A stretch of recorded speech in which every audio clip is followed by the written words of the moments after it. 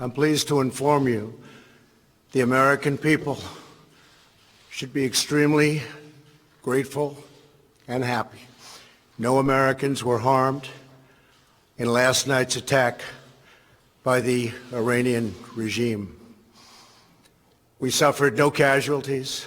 All of our soldiers are safe, and only minimal damage was sustained at our military bases.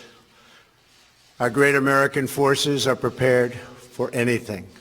Iran appears to be standing down, which is a good thing for all parties concerned and a very good thing for the world.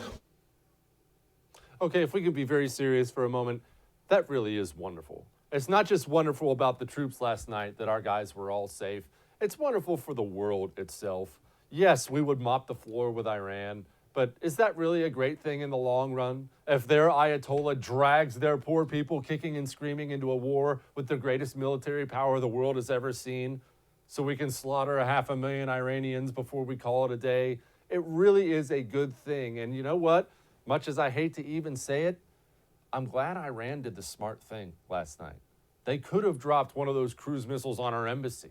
They could have done something really horrific to women and children. Iran's certainly not above using terror. They have all over the world. They chose not to. It looks like Trump is letting it go, so that's a good thing. But Trump is still out there putting Iran on notice because, let's be honest, they may have made a smart decision last night, but in the end, they're still Iran.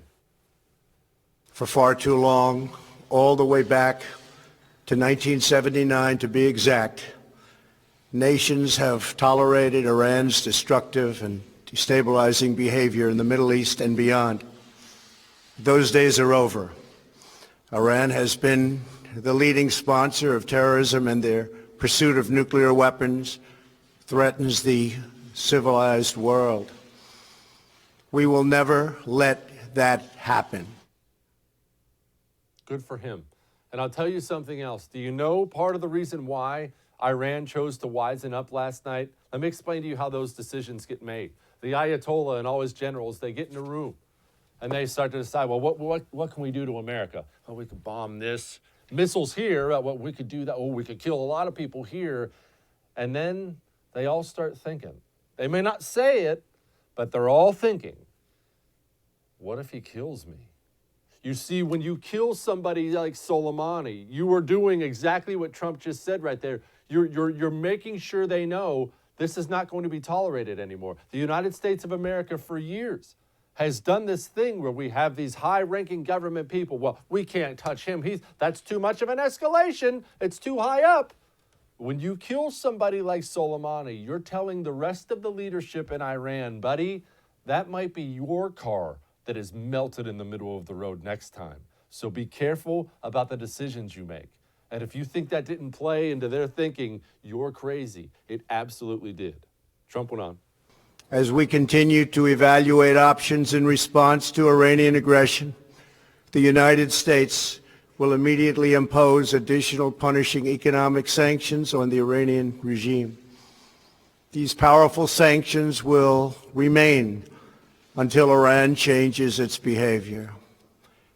Now, Donald Trump is clearly not taking his foot off the gas, and he shouldn't take his foot off the gas. Iran would love nothing more than for last night to be the end of it, and, well, okay, lift the sanctions now. We're all getting along, right? We're all friends? No, we're not friends. Iran is still Iran. They're still an imperialist, terrorist-producing nation. They need to stop that. I hope cooler heads prevail at some point. And you know what's funny? Donald Trump even said, I'm not going to play it for you. We seek peace with everybody.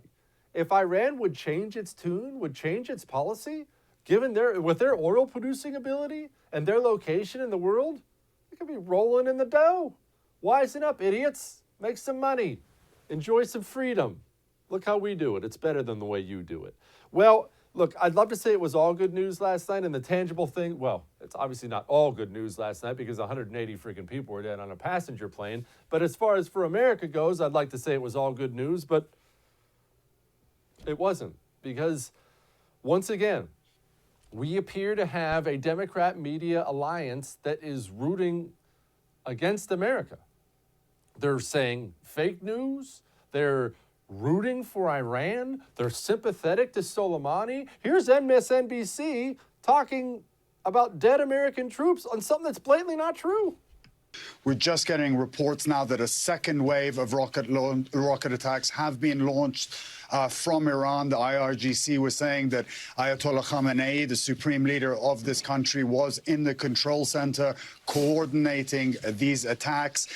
This bit I'm not sure about, but the Iran state media is claiming that 30 U.S. soldiers have been killed in this attack. Now, this is not confirmed. This is just coming from Iranian media. But we have just stepped over the precipice, Chris. We have entered a very unpredictable time. We have to see what the response is going to be from the United States. Well, it's sad that they're echoing the Iranian state media, but nevertheless, it pretty much is verbatim what Iranian state media said. They told their people last night, breaking. Iranian television says 80 American soldiers were killed in strikes on the base in Iraq, despite the United States saying there were no American casualties. Well, I guess that's the advantage, if you want to call it that, of having a state-run media. You can just blatantly lie to everyone in your country, shut off the internet, and hope people actually believe that. But while all this was going on, missiles firing into our bases, passenger planes going down, earthquakes, searching for casualties, what's NBC doing? Well, they tweeted out a link so you could watch Qasem Soleimani's funeral. I'm not making that up, ladies and gentlemen. On my life, that's not a Photoshop. While America was potentially going to war last night, the American media was letting you know you can mourn right along with the Iranians for that sweet, sweet soul, Soleimani. How in the world did we get here?